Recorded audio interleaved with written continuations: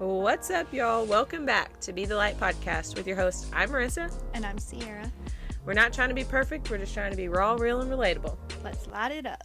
You Rolling. good? Rolling. All right.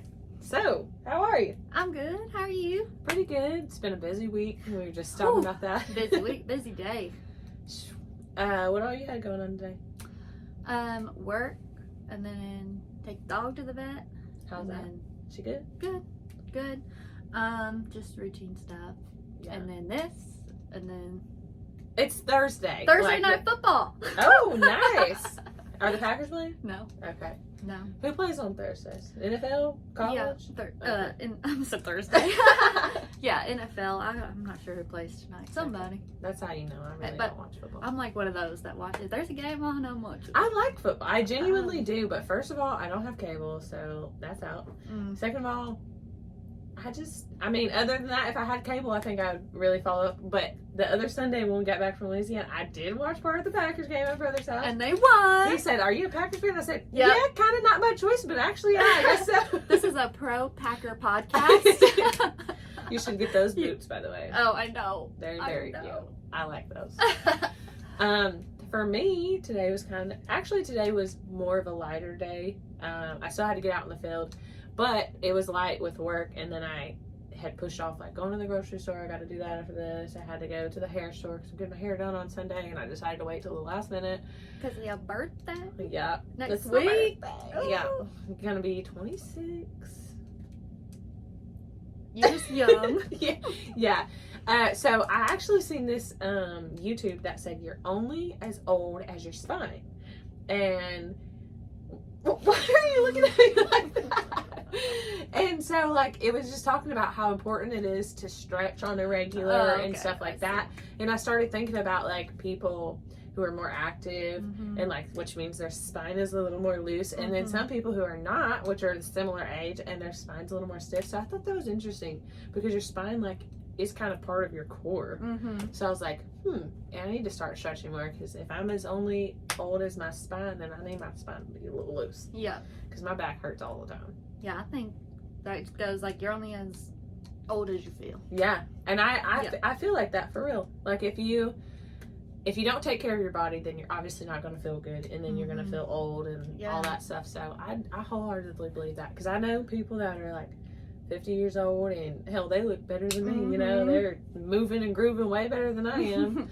So how old do you feel? how old do I? Honestly, I've always said, so that's weird that you say that. So when I was like 22, I've always said like, I feel older because of my friend group. And when you look at that, like I did, and back when I was 21, 22 or whatever, I was just kind of getting into the fitness thing, and I felt like crap. So it made sense. Now, I feel like I'm still like 23. Like I don't feel like I'm almost 30. No, I don't either. Because it's crazy to think some people in my family or my life, they're 29, 30, and they're kind of like, they're not old, of course, but like they live old, they feel it. They're like, life is starting to catch up to them from all the years and stuff. So I just pray that the Lord keeps giving me an able body to, use it as a temple. I have to keep remembering that. Yeah. I don't know if it's because like I met Jordan when I was 17 and we've been together since then. A long time. That's but awesome. but I still sometimes I'm like, oh, I'm not 17 anymore. Like I'm a whole adult with a house and dogs and like bills and a job, and I'm like, oh yeah, that was 10 years ago. Mentally and like spiritually, like I feel really young. But then when it comes to like responsibilities, I'm like, no. If you ask my knees, I'm like 30. Oh my gosh, my knees were 40 when they was 14, like with cheer and everything. Yeah. And Tan says, we were actually just talking about that because he talks about bulletproofing his knees, and apparently that's a thing. It's a type of strengthening them to be able to withstand everything, And I was like, for as long as I can remember, I've had bad knees. And he was like, well, you have to think about it. You never worked on strengthening them, and then you had cheer, and you put all this pressure and toe touches and this and that. And he said it's made it worse. You got to work on that. And I was like, just like your feet, they hold you up. You got to. Women are more like susceptible. Is that the word? To like ACL tears and all that. Really? Yeah. I don't know what it is, but I used to say something Like, and I used to say, I'd be good. I'll do good if I don't have to have a knee replacement by 35. I rebuke that in the name of Jesus now. Amen. But, like, my dad has had double knee replacements, double hip replacements. He was a truck driver, so granted, that doesn't help, you know. He wasn't really as active for as long as I can remember. But he also had me, and he was, like, 41 at the time already, so he was kind of older. But I just pray that these babies strengthen. Yeah, hold me up. Yeah. Yeah, because Lord knows, if I couldn't move, you know how fast my mouth would really move if my body couldn't move? You know what I'm saying? Yeah. Because I'm always talking as is. But, like, I kind of get my energy out by moving my body. And if these knees don't hold me up, I'm going to annoy the heck out of some people. Okay, I never thought about that. But... Hey, it is. Anyway, we digress. Okay, so we just got back from something that was really freaking cool. Yes, we did. Tell them about it. Okay, I don't. I'm almost speechless. Like, oh, I know. Like, I can tell you about it, but like I can't really tell you about it unless you go. And I feel like we're going next year. Anybody's welcome. If you're listening to this, we're gonna. If we need to, we'll get a dang bus and we're gonna all load up and go because it was the coolest thing I ever experienced. And I'm not gonna lie. The devil was working on me before because I stress about traveling. I stress about everything, apparently. I stress about traveling. So, like, I was like, you know, we gotta ride 7.5 hours. And then I was gonna be away all weekend, which is fine. But, like, I also get homesick a little bit. So, I was kind of worried a little bit about that. And then we were gonna have to sit, like, the schedule said, the doors open at 9. And then it's like, this session, breakout, lunch, this session, breakout, dinner, whatever, until 9:30 at night. So I was stressing about sitting down, but it was... None of that was a factor. None of that was a factor. My nose is kind of running. None of that was a factor, and it was, like, I am literally speechless, because it was the most amazing thing I ever experienced in my life. Like, I didn't get to go to church camp growing up. I went to 4-H camp. I was too young to go to church camp when my brother went. So that year that he went, I went to 4-H. So I never went to church camp, but it felt like that. And it was the coolest thing I ever experienced. Yeah. So for anyone that's maybe doesn't know what we're talking about, we just got back from LO Sister Conference in Louisiana. It's Sadie Robertson's ministry conference thing.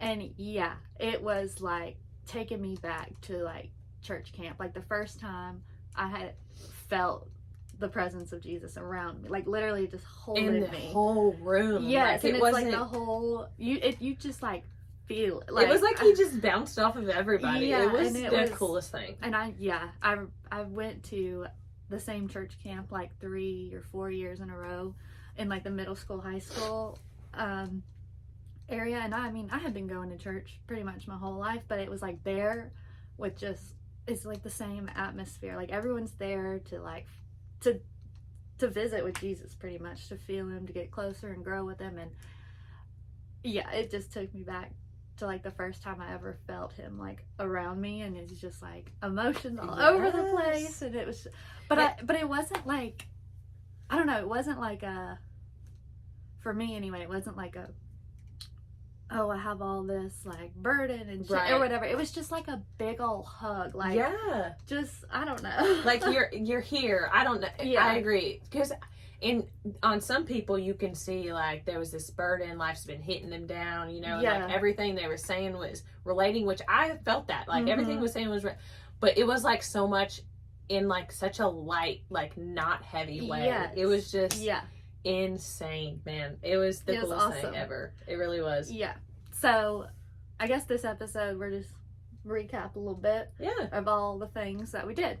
Okay, so we drove 7.5 hours to Louisiana. We played the alphabet game. You gotta find a sign with every letter in the alphabet, and we got all the way to X. It took us like an hour to get to X. No, it was like 3 hours. We were on X for like 3 hours. To get to X. Oh, and then the rest of the trip, we literally pulled off the exit in Monroe, and you finally found X. Yeah, it was pretty crazy. And then we played the license plate game on the way down. And the roads were crazy. It was like a roller coaster, like the whole time. It was bad. Once we Okay, hit, so like Mississippi, I guess. yeah, like 65 South is very common. I think people probably know those roads are janky, but it was like we crossed into Mississippi, boy. And Jordan was like this traveling. It was like a school bus. But then it was like as soon as we crossed over the Mississippi into Louisiana, it was fine. Mm-hmm. So Mississippi, You need some help. come on. Which is why also they have like, it's like, speed is 70, minimum 40, because you really need to go 40 to keep your dang vehicle on the road. Yeah. Oh my gosh, I'd never had No. something like that. And that's saying something. 24 is bad, Yeah. like with potholes, but this was like, it wasn't potholes, it was like these humps. And And I was just thinking, I wonder if that's like water damage from Probably. like hurricanes and stuff. Probably. But like Louisiana didn't have no problem. Right. Mississippi, come on. I think it's just Mississippi. Anyway, all right. So We also stopped at Duck Commander, which Yes. was really cool. yeah, We got some pictures. Maybe we'll pop a couple up or something. yeah, here or we there. dropped off some little Debbies for our friends. Yep, because she's a little Debbie plug out there, Yep. And then we went to the Honey Hole. which was really cool. Yeah, it's like a little fishing shop in West Monroe, and we met John David from the Duck Call Room Mhm. podcast. He was on Duck Dynasty. He was super cool. He did roast me for wearing a Bass Pro Shop hat into his small business bait shop, which I said something before we walked Yeah, in. you I did. was like, should I take this hat off? But I had been wearing it the whole way down, and my hair was like, oh. So I left the hat on. He wouldn't have said anything if Jordan didn't call you out. when he No, was Jordan saying- straight up threw me under the bus. Because I don't know, I wasn't gonna just walk in and be like, hey. Yeah. I'm I'm just- little Debbie. Yeah, I'm just not that kind of person. I was gonna like just say something while we checked out or Right. something, like real. But it was cool because he kind of just hung out with us the whole For a time little we bit, were yeah. in there, and him and Jordan talked fishing and baits, and Jordan just loved that place. Yeah. He said it. I don't blame him. I was telling Tane about it. Yeah, he found some lure he hadn't been able to find here in Tennessee for however long. I don't know. He bought 3 of them, so that was cool. Everybody there was like genuine for the most Mhm. part. Like the people that we talked to and stuff. It was really cool. So after that, we checked into our hotel and then got ready, and we had to go to the place. Or we ate dinner on the river. Was that the same night? Yeah, that was the first Oh, night. Traps. Yeah, we ate at Traps. Yes, You're right. which was good. We had catfish, That was really good. Yeah. Grilled catfish. blackened catfish. Yo. That's always my favorite. Yeah. Okay. And then the first night. Was Oh. what was her name? Christine Kane. Yes. Absolutely phenomenal lady. I Like brought my notes to her just story. read a little You're so bit. smart. I didn't even bring my notes. I'm a little slacker. Her story is just absolutely insane. But I'm sure you can find it somewhere. But I do want to talk about that she does this organization called A21, and it's a human trafficking organization. A as in apple. Yes. It's a human trafficking organization where they just pretty much go and catch human traffickers And throw them in jail. yeah, and she was telling us how she was on stage that Friday, and I think she said like 2 days prior they had rescued like 25 women and kids and put like 13 people in jail like 2 days prior to that. And I just thought, not only was that insane, but just hearing her story, like we all think our traumas are horrible. Yeah, we had such a bad life or whatever, unfortunate events, and yeah, we do. But like, there's always someone out there that has it way worse than you. And until you hear somebody else's story to humble you in a sense of like, dang, I really did have it good, it's absolutely insane. And just her story of how much she cares for the world and just to make an impact based on like what she has been through is just absolutely insane. And I can't get over it. Like I really can't. The little bit that I remember of her story and why what she's doing now is so just such a God, like only God. Only. She said that she was born nameless. Her birth certificate literally says unnamed. Unnamed. Like Didn't have a mom on there. I nothing. mean, I don't know. Like, did her mom just come into the hospital, have her, and leave? Like, I Well, don't but know. if that's the case, then they would have had her name. Like, so I feel like she had to have been dropped off at some point somewhere. Whether she was dropped off at the front of the hospital or I don't know that part. But like, if the mom would have came in and had the baby, then they would have had the mom's name. Right. You know what I'm saying? Right. So, yeah, like, she never doesn't even, found her still to this mom. day, doesn't even know, you know? Like, but she knows who she is in Jesus. yes. And it is incredible. Because it's so insane because, like, we often, and other people, like, things happen and we just kind of, like, forget who we are, you know, forget what Jesus called us to do, and we're often like characterized by what we go through, and she does not allow that to stop her. Did not allow that to stop her. That doesn't mean she probably didn't go through the same struggles with the enemy and how he made her feel or whatever, but she still continued to like put her faith in Jesus and go out and make a difference, and it was just absolutely insane. Right. And it's so beautiful because someone like that, with that kind of story, that kind of incoming into this world, you would have a reason to be negative. Right. You would expect them to just hate the world, like be mad at God. And I don't know, I can't remember if she shared like the moment she found God or whatever, but just like the way God has protected her and molded her and brought her to, and then to get her there that night in front of all those women who needed that. Right. Who needed, like, you know, it doesn't matter where you came from, you know, you can't let that define you. Yeah. Because God's got a story and that is not the end of it. I agree. And it's absolutely insane. She has this really cool Australian accent. Yeah. That is awesome, you know. But she made us say something and she's like, y'all sound so American. Yeah. Oh, was it awesome? Awesome, yeah. Because she says like awesome. Say and she's awesome. Like, and then she's like, okay, now y'all say it. We're like, awesome. Especially in Louisiana. Yeah. Okay. Do you want to talk about like what she talked about a little bit? I don't have my notes, so I just remember, honestly, the most impact that I remember from her is her story, what she has going on, like, in her nonprofit and stuff like that. And then just talking about staying. Yeah. Like, that's really all I remember about it. But, of course, I took notes. I just don't. That's all I remember. So, you go ahead. Well, her message was based around remembering Lot's wife. Oh, yeah. And how she was more concerned about where she came from than where God was leading her. Okay. And she looked back on it with like remorse and sadness and like wanting. And God turned her into a pillar of salt. And so her whole thing was, don't get stuck looking back. Right. She was saying, you know, your past is not meaningless. Your past is part of your story, but don't get caught on it. Work through it and then move forward. Yeah. So some of my notes are, and I remember she said that in the Bible, Jesus only tells us to remember, like specifically remember one woman, and it's Lot's wife. And then she was funny because she was going through like Rachel and Sarah and Mary. Are you kidding me? I birthed you and you're not going to tell them to remember me? But it's like, we will remember Mary. You know, we will remember these, but don't forget about Lot's wife. Right. Because she's an example of what I feel like that goes on. I didn't delete that. I don't even clock in. Okay. My alarm went off. As usual. Where was I? All right. Lot's wife. Okay, so she's the only one Jesus specifically tells us to remember, and it's for these reasons.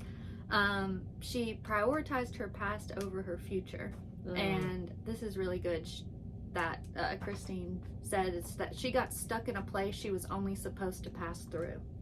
Ooh. Yeah. So she, you know, what she thought she was losing was she thought was like so great and all that, but she didn't trust in what God had in front of her. Right. So, and then she talked about facing your past, you know, dealing with your past versus fixating on it, versus longing from where you came from. And, you know, sometimes I feel like we naturally kind of do that in, like, just remembering the good old days or this, that, and the other. You know, like, some people say, you know, I wish I'd have those back. But when you realize, like, that was only meant for then. You know, like, we're living right now. You can never go back to the past. the past is not real anymore. It's just a memory. The future is not real because it's not here. Like, the only thing that's real is right now. We always we need to focus on that. But a lot of times we can get caught up into, right now, times are kind of just rough. There's a cloud over us. It's gray, you know. But back then, it was so happy. So people always fixate on that. And I'm guilty of it too, you know, at times. But we have to remember, like, keep going forward. Because it might be gray right now, and it might seem like it's raining on us, but really it's watering us to grow us, you know. Right. And we know that Jesus always wins. So as long as you're following him, like, you'll come out on top. 100%. And I think even like in Christine's case, she could so dwell on her past and draw so many excuses out of her past of why things happen, why, you know, why she can't do this or why she can't get over this. But instead she faces it. She's like, okay, this is what happened to me. I'm going to use it to help other people. I'm going to use my testimony to get some other woman out of sex trafficking, or someone who doesn't know who their parents are. She can relate to them and minister them through that. She uses her story as her ministry. Right. Does that make sense? Yeah, and that's where, I don't know if it was Pastor Jim or if we read it somewhere, but it was like meeting people where they are. Like, you can't meet somebody where they are if you're not willing to tell them about your story, to be able to relate, you know? Like, you can't just say, oh, it's going to be okay, you know, like, things are going to get better. Yeah. And they're like, how do you know? You know? And if they don't know your story, if they don't know what you've been through, you're not finding that common ground to be able to relate and meet people where they are and show them Jesus through your story. And then I have another note that says, where you look is where you will go. That's the truth. Yeah, what that you're fixated on, like Lot's wife. We don't even know her name. Like, she's just Lot's wife. But that's crazy. Like, but if you think, like, she was clearly prominent enough to be named. Because they didn't name women back then. Right. But she was so fixated on her past that she got stuck there forever. Like, literally. And literally, like, if you think about it, it literally happens right now. Like, if you get so fixated on it, you literally mentally get stuck there. Yeah. Until you just give up and just say, Lord, here, have your way. Sometimes the thoughts may come in because that's how the enemy works. But if you focus on Jesus, he will continue to push you forward, and you won't get fixated on that. You won't get fixated on your mistakes, on what you did. Even if, you know, you're struggling with addiction and maybe you slipped up and now you're fixated on that slip up, and guess what? You slipped up again because you were so fixated on that slip up, or whatever whatever it may be. Your focus needs to be moving forward towards Jesus, and he will move you forward. Yeah. What's next? More. And also, like, when you accept Jesus, you surrender, you get baptized, whatever, you are a new creation, you know, we are not that person anymore. So, you know, that person is part of your story, but that's not who you are anymore. And if you're fixating on that person is never gonna, the grip is gonna be on you until you just let that person go. I agree. 100%. All right. That was good. Anything else on Christine Kane? No, I just, like, after that one, like, okay, so we got there Friday, and we had that one session, it was like 7:30 to 9 or something. I was just already excited for the next day. But the enemy was still working on me the next day, because I was like, man, I cannot sit still. Sitting for 9 hours, you know, like, yeah, okay, you have these sessions and this sessions, but like, even when I looked at it, some of them were like 2 hours or 3 hours, and I was like, he just kept working on me to try to just kill the vibe. And I am so glad that I went and I continued to push through, and like, it was just, well, he's pissed. I'm sure. There. I'm sure, but I don't care because it was the best thing ever. And we're in freaking Louisiana, okay, like Monroe, and we haven't, like, I guess we talked about it on the podcast, and I really don't even think this girl listens to my podcast. I know she knows I have a podcast, but I don't think she's one of the few that we have. Like, we don't have a whole lot of listeners. I'm not gonna lie, you know. I don't think she's one of the few. She might be, and she might comment and be like, hey girl, actually I am, you know. If you are, please do. Yeah, but I seen a girl from Murfreesboro, Tennessee. Like, I cheered with her. I've known her since I was like 7 years old. I pretty much graduated with her. She was a year below me. We went to Oakland and everything. she saw me way before I saw her. She commented on my Instagram. I didn't see that. Like, she commented the night before, when that Friday night. Didn't see it. She commented again when I had posted another picture. Didn't see it. We went out to the breakout, and she saw me because she was in the podcast breakout. Didn't see her, and as soon as we walk out, I was headed to the bathroom, and this girl was staring at me. No, I was like, is she looking at you? Like, what's going on? And I was like, yeah, I know her. Like, how cool is that? So cool. It was just insane. And they were like, they were talking about coming back next year. Yeah, that was their first year. They was talking about coming back and everything. And they want to start a podcast and everything like that. So I just thought that was, I don't know. Yeah, so pretty cool. Mm-hmm. And the worship was insane. Oh my gosh. I get, again, just like the feeling, the atmosphere, like, it was like Jesus was in that room. Yeah. Like, it was 100%. Oh, it was so good. 100%. That's like, that's always my favorite part of things. Is like worship. That. Yeah. You know, I've always been indifferent about that, about like certain type of, I guess, like music worship. Like, yeah, I guess sometimes at one point in time, I would feel kind of weird. And I think now that I'm looking at it, I think it was because like I just would not allow myself the freedom to just experience. So I would hold back. Yeah. But once I started going to church with you guys, like I started kind of opening up to that, because before that I didn't even really like, I would just kind of sing the songs, you know, whatever, a tear would drop, but I would try to hold it back or whatever. But like, I'm like, come on, Lord, you know, like just. It's funny because one time at church, one of the girls came up to me and was like, so do you feel like because you were raised Catholic, like you have to like keep your hands, like, you know, like be so like posh, like, she was like, you know, like in a Catholic church, if you're raising your hand, they're gonna think you got a demon in you or something, you know? And I was like, yeah, like honestly, that's always been something that I struggle with, is like just like just not just letting go and like just, but sometimes like you can't help it. Even when I'm like trying my best to just like keep it together, I get to shake it in the tears spirit, and I'm just like, all right, you take it.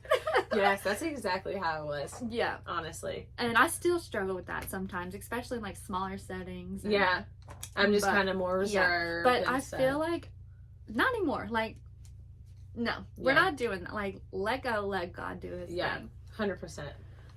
That's just the enemy working on you too, though. Yeah, like he's just trying to hold you back from praising the Lord, and I just thought it was really cool. Because honestly, now that we're talking about it, I think that was one of the only actually times I've ever like raised my hands, you know, just like felt it, like come on, you know.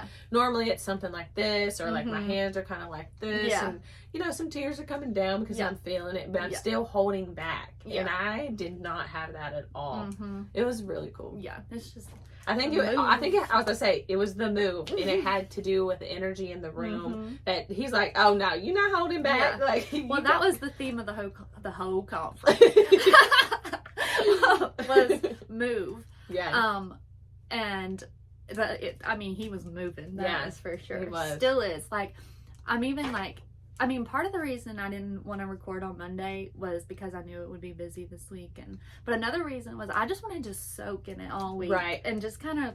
I mean, I've been going back through social media, like seeing videos, and I've like downloaded all their songs, and I've been listening to them all week, and I've been going back through my notes, just like living in this moment of just this big old hug I felt Jesus giving me. It's seriously like what it felt like was like, I love you, like we're in this together, and I'm not letting go, like we're in this together forever, and so good. I can't even, like, speechless, like I can't even describe it. We just got to go back next year. And it's going to be something I'm going to do every year. Like, as long as she has this, it's going to be something that I do every year, because I feel like September 6th and 7th, 2024. Those are the days. All right. We'll be there. Yeah.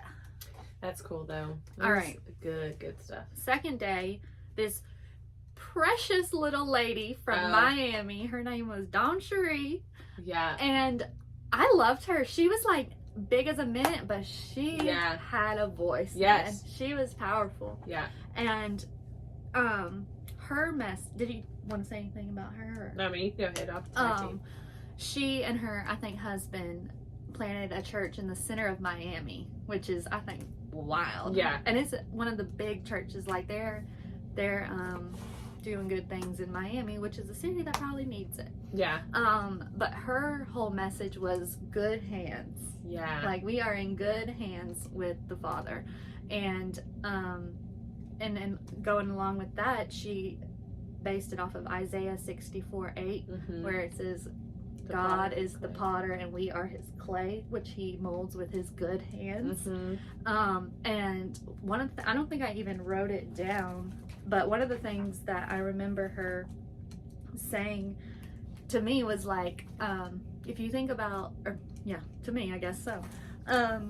When you think about a potter's wheel and how it spins like crazy and the clay sits on it, and as long as that potter's hands is on the clay, it's in control and it's molding and it's forming into what the potter wants it to be. But as soon as he lets go, it flies off the wheel. And it's like, but so we are God's clay and he's molding us with his good hands and he does not let go. Right. So I thought I loved that. And then the second point that she made a little bit later in her speech was when she was talking about bearing fruit and how there's a weight to bearing fruit also. And she's like, I'm from Miami and it's mango season, and she's like, I have this mango tree in my backyard that is so overloaded with bearing fruit that it's literally bending over. And she's like, you think when times are challenging and hard and you feel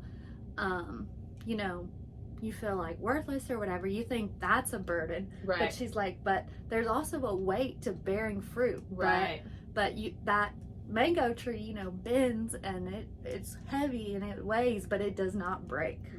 And he's like, so I just love that. Yeah, that was a really good analogy.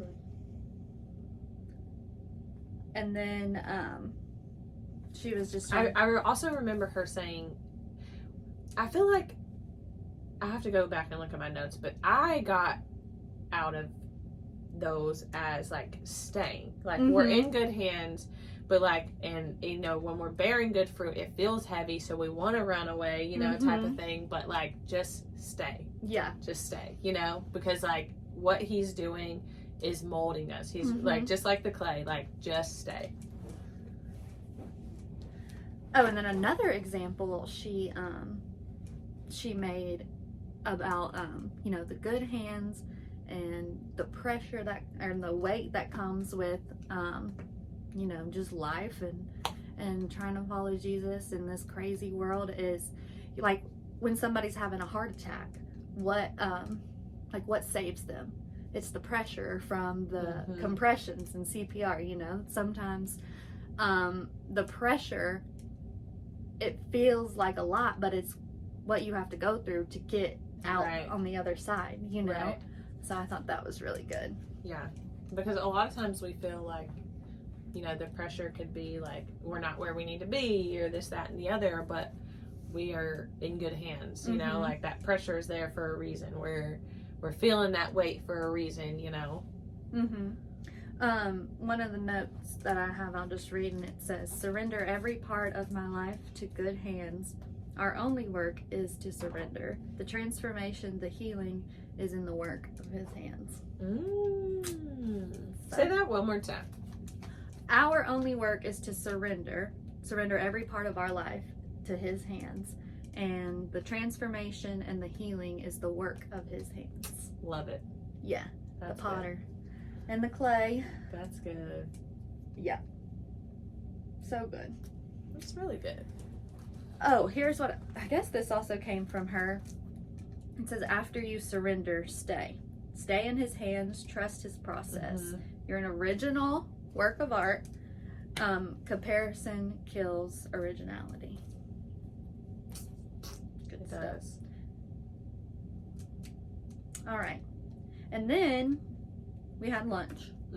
And then we went to our breakout group, which was the podcast breakout with Heather Thompson Day and Annie F. Downs, right? Yeah.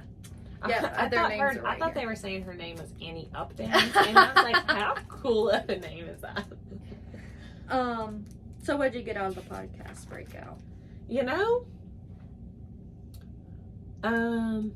honestly, like what they had said, logic wise, I feel like I kind of already knew. Mm-hmm.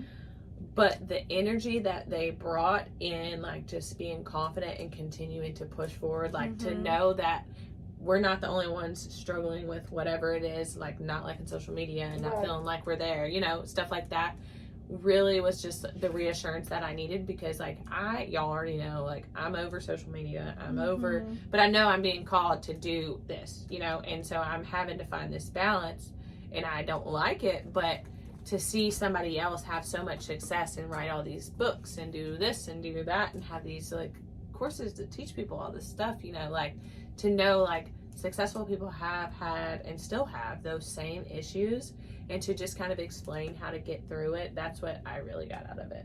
And that's what I needed, honestly. Yeah, it was good to hear that they, you know, have been in the same spot where, and then they did like a Q&A, and some girl was talking about, you know, how do I know if my podcast is like, I don't want to fail, or I don't want to be, like, I don't know what it means to be successful. And then they were like, well, you have to define success for yourself. Like, what is success to you? And then, you know, I was going back thinking about like our podcast, and we haven't had like one episode that just nobody listened to. Yeah. Which I think is kind of crazy. Yeah, it is. So like, yeah, we may not have hundreds of downloads and all the things, or sponsors or whatever, but like, it's not nothing. Right. And it's not, I'm going to be honest, it's not me listening to it. Like, No. I listen to it when I edit it. Yeah. Just to make sure I put it out there. I don't go back and listen. No. I don't. And maybe I should, but every now and then I will, if I don't have anything else to listen to. or I'll touch into the YouTube, but like I will pick myself apart. So in order for me not to do that, I just have to put it out there. And I think that's normal though. And we talked about, I don't know, I think we did talk about like, maybe we did it. Maybe we haven't had a podcast since that you ran into that girl. Have we? No, I was going to shout her out. So like just having that right there, that is success. So go ahead and talk about that, because that to me is what success and the whole purpose I'm doing that. So I had that actually at the top of my notes, and I just forgot to say it. But the Thursday, we left on Friday last week, so the Thursday before we left, I was at work, you know, just doing my thing, and I like kind of just got up and turned around, and this girl was standing next to me, and she's like, "You do Be the Light podcast, right?" And I was like, yeah. I was like, "Oh my god, yeah!" Like, you know, I freaked out. Yeah. And she was like, she's like, "Oh, I love you guys. I listen to your podcast, you know," and her name's Haley. Shout out Haley. Thank you for your support. Yeah, and that just, I mean, that to me is success. Not the fact that she just pointed you out, but to know like there's people out there that actually listen and actually like we actually help them. You know, like our struggles and what we talk about and what we go through and what we're experiencing and learning and stuff like that is resonating. We're not trying to reach 1 million people. Yeah, it would be cool if we could, but if we could just reach one person, that is success to me. Failure to me is giving up on my dream. For sure. And there's been multiple times where I thought this was going to be a flop. And there's still times like throughout this, you know, where I'm like, the enemy's working on me and I'm just not feeling it. But that right there, her pointing that out, just like, it was like, okay, we got to keep going. Like, this is not the end. We're not stopping. And then just going to the conference, just kind of, got it going. It is. I mean, you know, I wasn't in a bad mood at the time, but I was like, you know, hustling, trying to get done before we left town, you know, and that just like turned my, like, really got me just like pumped up and like ready to go for this weekend. And thanks, Haley. We love you. We love you. That's awesome. Like, it was, yeah, that was really good. Anything Didn't else? they ask us what do we want to be known for? Yeah. Tell them what you put or summarize, and then I'll tell them what I put, because I think it's kind of important in a sense of like just going back to like, this isn't just to sit here and talk about anything or anything like that. But they had asked us or something, they wanted us to write down what we wanted our podcast or what we wanted to be known for out of our podcast. Yeah, something like that. What's your reason or something like that. And I wrote the raw, the real, and the relatable. Finding Jesus in the everyday, being the elsewhere for our friends to find Jesus. Nice. Mine was being raw, real, and relatable and everyday, and pushing past, what did I say? Pushing past hardship. It's okay. It was the raw, real, and relatable, pushing past hardship in your everyday. Mm-hmm. Like, because I know, like, I have it worse than other people, and they have it way worse than I do. I am so blessed, you know, but people don't know what you go through unless you share. And a lot of times it's not, we live in a world where it's uncommon to share. We want to hide behind that shell, just like, you know, Christine Kane could have not shared, and she could have not gone on to do this A21 and not help all these people, but she chose to. And I feel like that is what I want to be known for, is to just continue to push past adversity, whatever it may be, and to teach people and to show people that there's so much more to life than what we go through.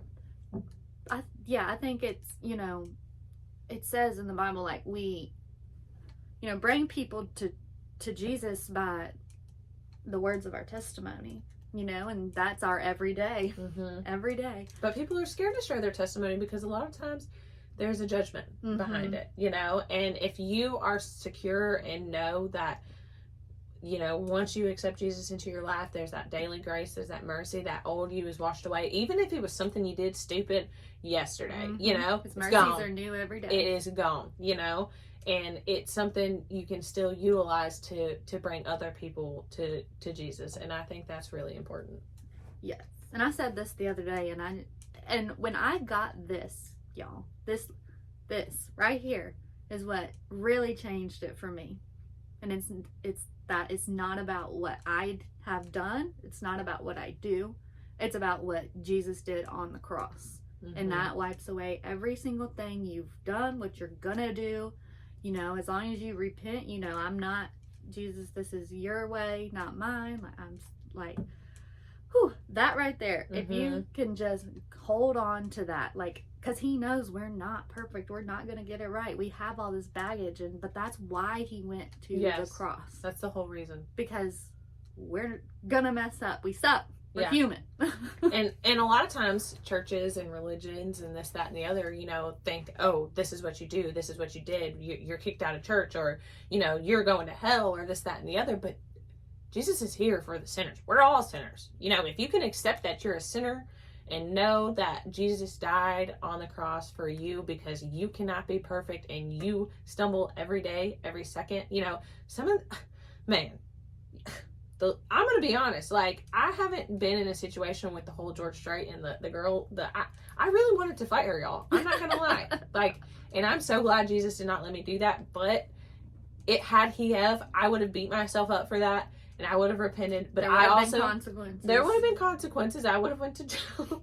But also, you know, like, I know that is why I have Jesus, because there's going to be days like that. There's going to be moments where I mess up, where I fall, and, you know, that is the whole reason for him to be here. And if you can let go of that condemnation on yourself, you will be so much more free, knowing that he came and died on the cross, not just for me, but for you and for your future kids or your grandparents or whoever, you know. But you have to know that and believe that. Amen. Good. Let me look at my notes, because I didn't want to say something. She was talking about yesterday. Okay.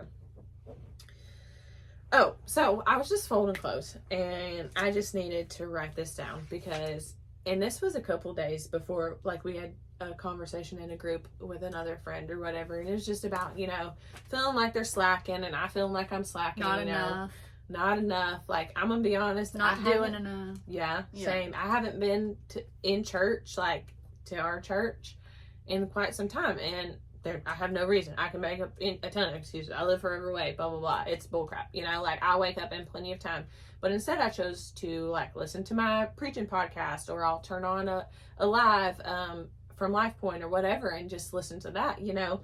And I don't think anything's wrong with it, you know. However you get Jesus and get the Spirit is however you get it.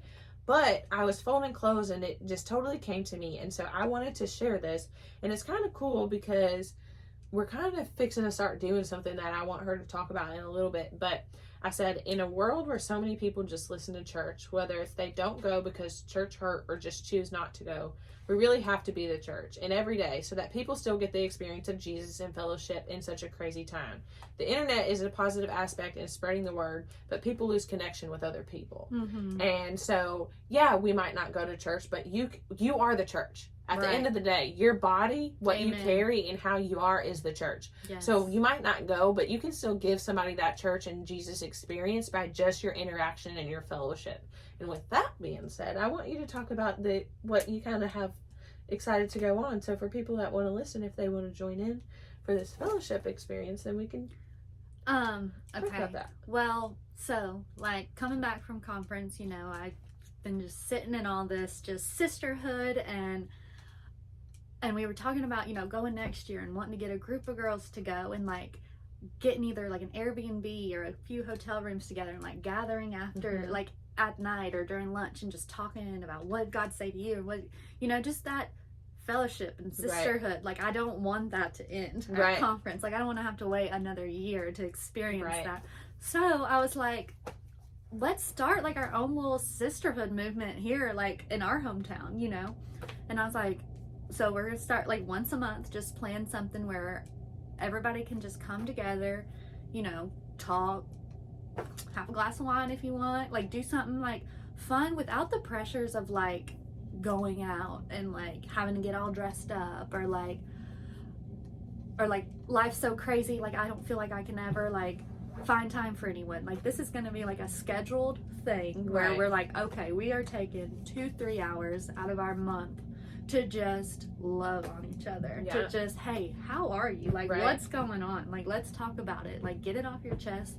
Creating just a safe space to, like, hey, like, I'm struggling right now. I don't feel Jesus around me, or I don't know what's wrong with me, you know? And just, like, because like I said, like sharing your testimony, because one thing you say is going to spark something in somebody else, and then they're able. That's how Jesus works. Yeah, to like share with you, and then you instantly feel better because you're not alone.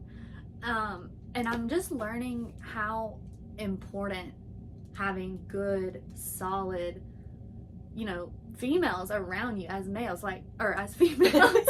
And I was going to say, and like males having good, strong males that you can look up to and learn from and grow from, and not, and like what I said was, I want it to be something fun where people don't feel like they're giving up their social life to go to church or whatever, but it would become a better social life. Right. Well, and a lot of people, I'm not going to lie, a lot of people are scared to go to church, whether it's because they're condemning themselves for what they've done, or, you know, they just have been hurt by the church, or, you know, they just have never really experienced church and are holding back, and the enemy's working on them to not really step out. And if we can just get together and be normal people and just talk about things that are going on, you know, and just sprinkle how Jesus really is working on us, we can still reach so many more people. It doesn't have to be in a church setting. I'm not saying don't go to church. I need to get my butt back in there. Really. I 100% do. Like, I was just telling them in the group chat, like, I've been slacking and I know it. Like, and I have no excuse. But there's also other ways that I've been experiencing Jesus, and he's been working on me, and still, you know, just doing all these full circle moments, whether it's something that we talk about and then somebody else talks about, or something that I'm going through in my life, and then the person on stage pretty much speaks exactly, telling me like, okay, prime example, something she was talking about staying, you know, staying present, you know, you prayed for this opportunity or whatever, and then you feel like you need to move and whatnot. And I had a job interview because, of course, you know, I would like to make more money. So whatever, I'm going to do this job interview. And then in that, when she was preaching about that, it was literally like, he's just telling me, you know, stay. And that would have never happened if I would have never been there, you know, but that doesn't mean because I didn't go to church, he's not going to talk to me. He's not going to he's still molding and working on us, you know, but you have to be in that place to where you're looking for him, and he will find you wherever you are. It doesn't have to always be church. Not saying go to church. I think it's important to fellowship, but if that's not your thing yet, if you're not comfortable, then get with some friends, you know, like there's so many more ways to it. And and it's important to have good, like you said, good, solid people in your life to help you and guide you where you truly want to go, not to just guide you to the bar. You know what I'm saying? It ain't nothing wrong with it. I've had some good, holy conversations at the bar, you know? But you want people that are also wanting to work on themselves and move themselves forward. People who are not stuck where they're supposed to be passing through, like Lot's wife. You want people that are looking forward, that are learning from their past and moving past, not staying and just not doing anything. Like, and then wondering why life sucks so bad. Agreed. Ooh, so, that was good. But anyway, so we're gonna start this little small group with a homemade pizza party. Never made homemade pizza before, but that's what the Lord gave me that we were gonna do, so we're gonna do it. I've got a double oven. I'm gonna have it preheated, ready to go, and we're gonna fellowship. So if you're interested, message us or something. Message, text. If you have our number. If you don't, comment. It doesn't matter. We'll get you the email. BeTheLightPod@gmail.com. We'll get you the information and come hang out, because we're just literally gonna eat pizza and just talk. And that's probably one of my favorite things to do. My favorite. And you know how you know it's God is because when these things are just seem so crazy, because he was telling me, like, you know, this is, open it up to any and everyone, like make a Facebook invite, tell them to invite their friends, like, this is all the things that he was telling me to do. And I was like, God, people are gonna think I'm so weird, like, just randomly inviting people over for pizza and fellowship, like, this, what's this girl's talking about, like, and there's no special occasion, just like, I was like, this is gonna be so weird, but I mean, people are in. They're down. Because they need that. They need, and they see the need for that, and they hunger and long for that, because we live in such a world where our phones are our friend pretty much, and we're hiding behind a screen, and there's still such a disconnect, and people are longing for that connection. And I think, I feel like people are so busy right now. Everybody's lives are crazy and busy, and like, we joke, like, what are you doing next month, that 3 p.m. on whatever day? And it's like, okay, if we literally have to schedule time, like, let's do it. Because why not? Schedule everything else. Why don't we schedule time for, like, sisterhood? Sisterhood. I love it. I love it. That's like my word for right now. Well, that's crazy that you say that, because when we started back this, what was it? When we started back the podcast for the new season, and we were getting ready to go to the beach and talk to that lady, and then we were talking about, you're going to Israel. Well, I was going to go to Israel. We're still working on that. And we went to this LO sister, and I'm like, what if it was like, you know, something about like the sisterhood of the traveling podcast or whatever, you know? But like, sisterhood, like, how it's kind of insane, actually. Well, and I think for so long I've been like, how can I say this? Not like I don't know. Just like, I've been very focused on, like, if you're not feeding me like good energy, like, I'm cutting out like toxicity, and for so long I've just been like about me and mine, and growing like my marriage, and like the and like nurturing close relationships. And I feel like that's good, because that's gotten me to a place where I'm ready to minister to others, to bring them into what I've experienced, and to just show them what God's been doing. And like, because I want that for everyone, all my friends. And I was thinking about this just during conference and on the way home, and just like, this is so crazy and amazing and just wild what Sadie's doing right now.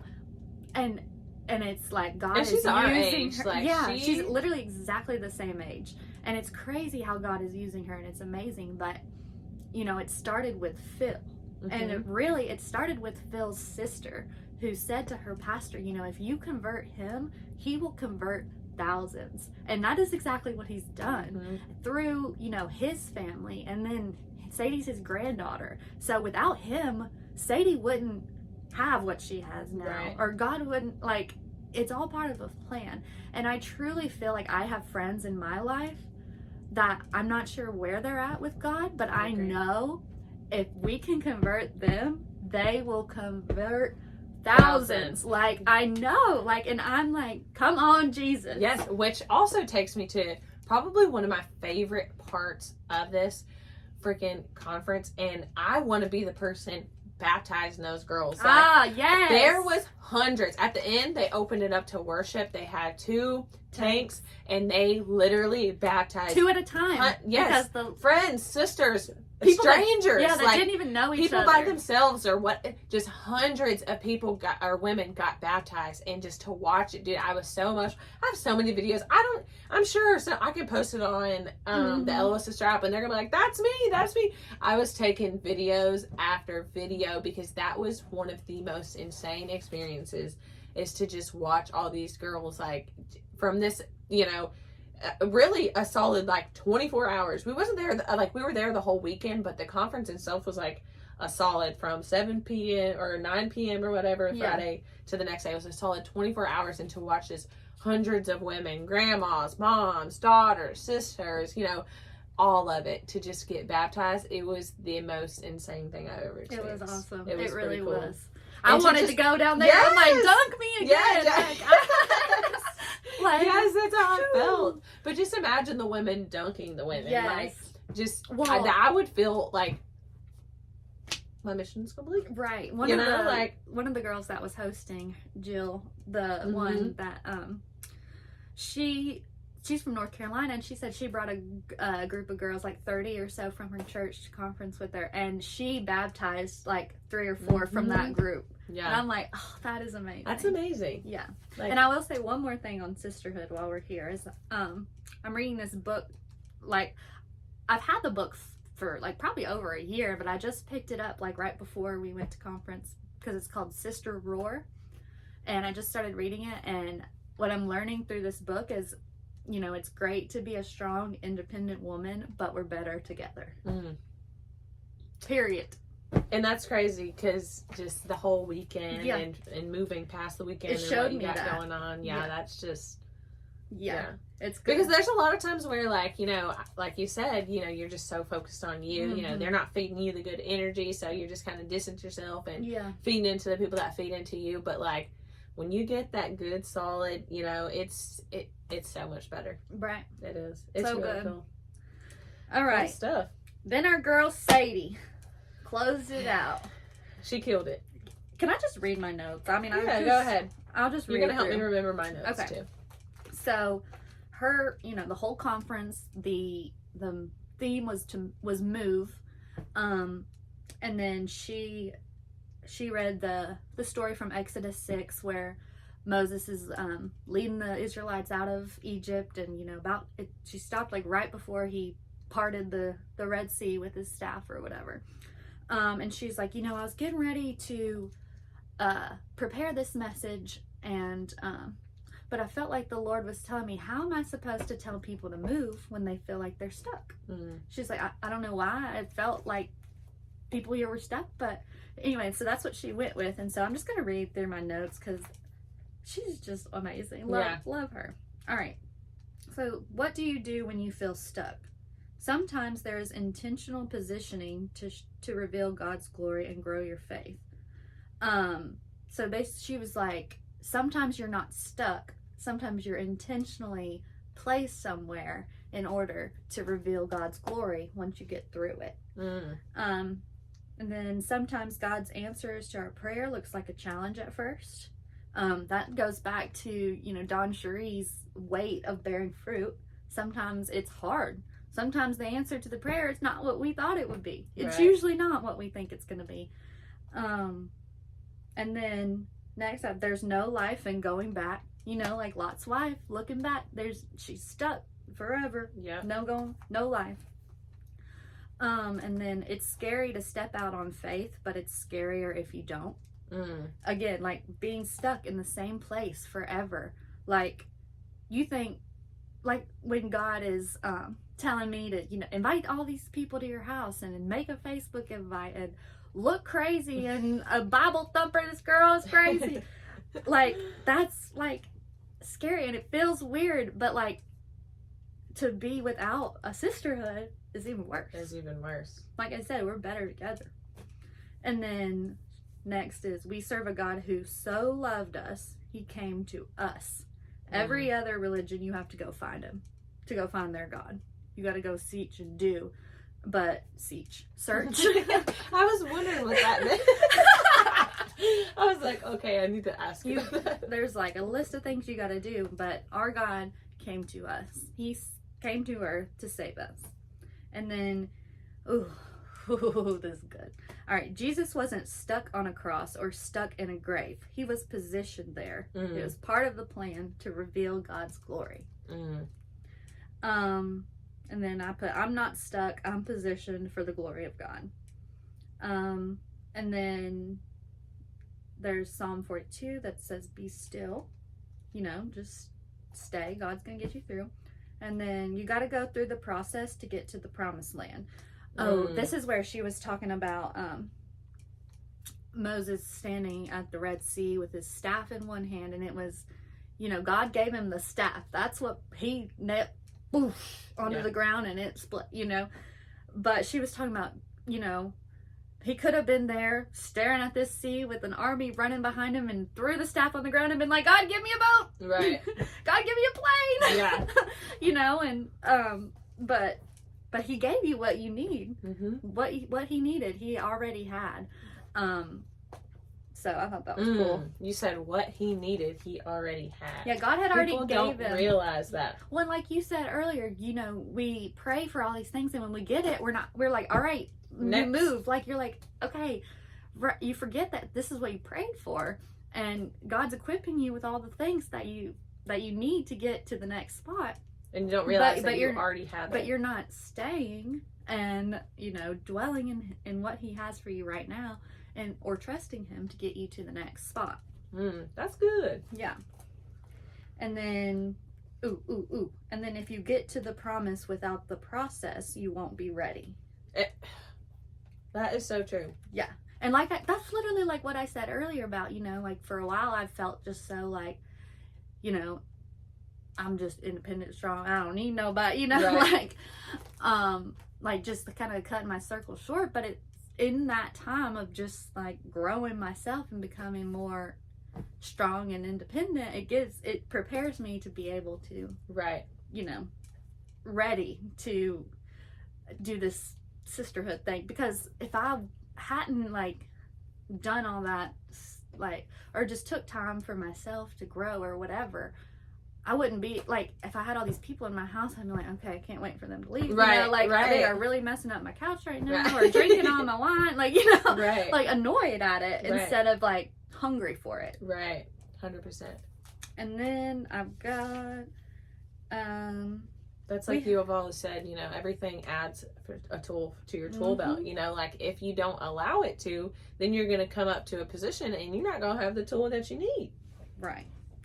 And this says, we have everything we need to move with the Spirit of God in you. Just like we've just been saying. All right. And then at the end, I just wrote, thank you, Jesus. Yeah. Literally. All right. That's my notes from conference. That was just awesome. So good. Yeah. I want to go back every month. I know. Like she needs to That's have what one I'm every saying. month or something. That's what I'm saying. You know what like, I don't want it to end. No. I don't want this And it's feeling to end. Like that's what she was saying. She's like, this conference is ending, but this is a movement. Mm-hmm. Like this is, and I wholeheartedly feel like it really was. Like it really moved us to keep, you know, moving. But you know, I had this thought and I was like, what if it wasn't something that she did just once a year? What if it was something that she like traveled around and started doing? I don't know why that vision. Maybe it had something to do with like us or something. I don't freaking know. But that was just in my head on the way home, and I was like, you know, and maybe the Lord has something He's going to reveal out of that. But that was just my thought. Yeah. I know. I wish I could do one of these like every weekend. Like, Or, I agree. Just being in that environment and around other people. You know, we talked to a couple different ladies and women and stuff like that, and it was just so cool. So cool. Awesome. So, blessing and lesson. Lesson and lesson. We've got just a few more minutes. Okay. Lesson, let's see, is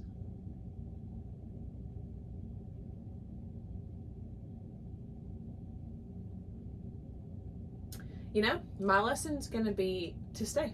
You know, to I knew just, you were going to say that. Really? I almost said it for you. Really?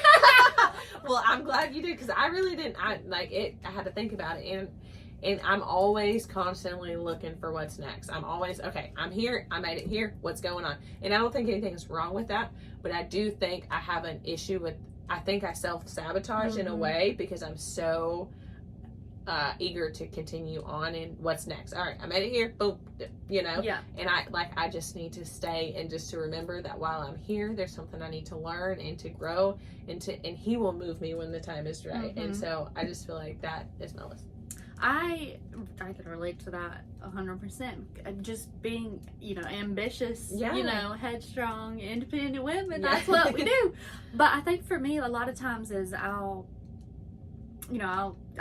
get something, I'll get an opportunity, and I'll jump at it and I'll go, and then I just go, and I don't stop and continue to listen to the he'll give me one thing and I'm like, I'll take that and run and literally and don't stay for more or whatever else he's got, and you might lose your direction in that by just leading off your own ambition and not stopping and say, okay, thank you for this, what are we doing with it, what do you want me to do with it? Yeah. How do you want me to grow this? 100%.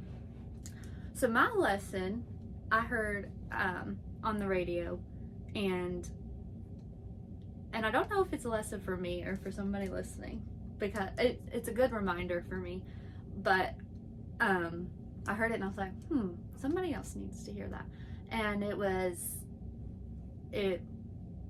God is like, if you will make room for me, I will show up. And I think a lot of times we get to well, I don't feel God, or I don't hear God, or I'm trying to read the Bible, but it doesn't make sense, and there's that one worship song that I love that we sing quite a bit, and it's I will make room for you to do whatever you want to do, and kind of just talking about surrendering all the things into his good hands, until you literally say, okay, God, come on, what do you want from me? You have to invite him in. He's not gonna step in or interfere. He wants you to choose him. Yep. And until you stop trying to do it your way, and you just stop and say, okay, God, where are you? Here I am. And I just want to take if you're listening to this and this is something maybe you've struggled with, take a second right now and just say, God, I'm making room for you.